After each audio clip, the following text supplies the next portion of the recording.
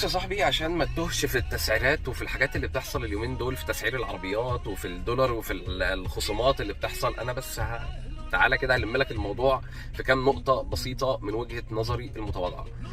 دلوقتي احنا في عربيات دلوقتي وكلاء بدأوا ينزلوا الأسعار الرسمية بتاعت عربياتهم، هيبانوا بقى الطيبين الملايكة الحلوين لا، ارجع بس معايا كده بالزمن لورا شوية، من نص رمضان اللي فات لحد بعد العيد كده وبعده بشويه، الهوجه اللي حصلت الدولار كان بيزيد جنيه 2 جنيه تقريبا، وكنا بنلاقي العربيات بتزيد بال100 وال200 الف وحاجات كده بوم خالص يعني.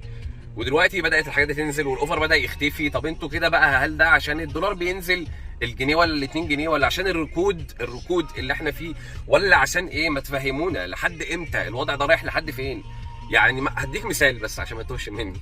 الزيرو 5 السوق اف كانت 950، بقت مليون 250، تمام؟ ودلوقتي رجعت بقت مليون 70. كام تاني يا عم زياد؟ بمليون 60 الف. زي ما بقول لك كده والله. طب ايه ده بقى اللي بيحصل ده؟ يعني ايه ده؟ بص، ما هي الحاجات دي عشان استهبلت قبل كده وما اتسعرتش بما يرضي الله، ما اتسعرتش صح، ولما لقوا ان السوق بيطلع او بيرتفع، تم استغلال الموقف وعلي والحق وفي الوضع ده الناس اصلا يعني نفسيا بتبقى خايفه، فبتروح تشتري يقول لك هتعلى تاني، فبيستغلوا الحتت دي يا عيني، وبيبص بوم كده كتير. المهم، بدات بقى الحاجات دي، الاوفر اختفى، دلوقتي في ركود مما لا شك فيه، في ركود. طيب دلوقتي بقى بدات الاوفر يتشال وفي شويه خصومات وبتاع. طيب احنا نعمل ايه؟ ما هو انا كده كعميل انا ما عنديش ثقه، انا عندي عدم ثقه في الوضع اللي انا فيه في السوق. يعني اروح اشتري دلوقتي، يعني اروح اشتري عربيه ممكن بعد اسبوع او شهر سعرها ينزل؟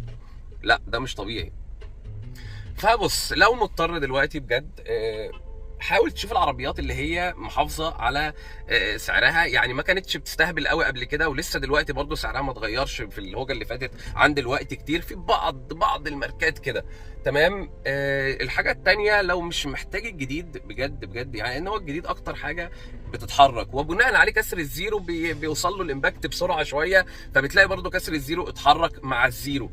فلو تقدر، او يعني لو عندك قابليه الاوبشن انك تختار عربيه استعمال كويسه ونظيفه وحلوه وانت قابل سعرها، احنا عارفين الاسعار والمتوسط العادي بتاعنا، دي ممكن خلاص. لو انت عايز تجيب حاجه دلوقتي يعني ما هو حد هيقول لي يا زياد طيب انا عايز اشتري، هعمل ايه دلوقتي؟ بص، هتشتري الحاجه اللي انت شايف سعرها كان قبل كده مش في الهبل والجنان اللي حصل، ودلوقتي سعرها ما بعدش عن قبل كده، فاهمني؟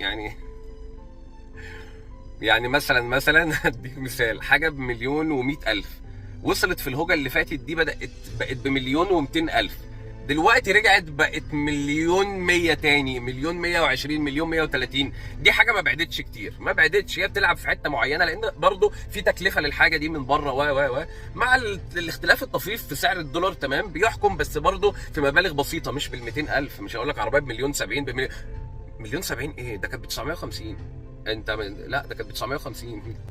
الزيرو 5 السوق اف كانت ب 950، بقت مليون 250، تمام؟ ودلوقتي رجعت بقت مليون 70. مش عارف اقول لك ايه. لا بص، كلمني لو انت عايز تشتري. بص كلمني لو انت عايز تشتري وندردش مع بعض، واقول لك ايه اللي ممكن يحصل بس، او ايه اللي ممكن يتجاب، او يعني لو ما ردتش عليك معلش سامحني، يبقى كلمني وقت تاني. السلام عليكم.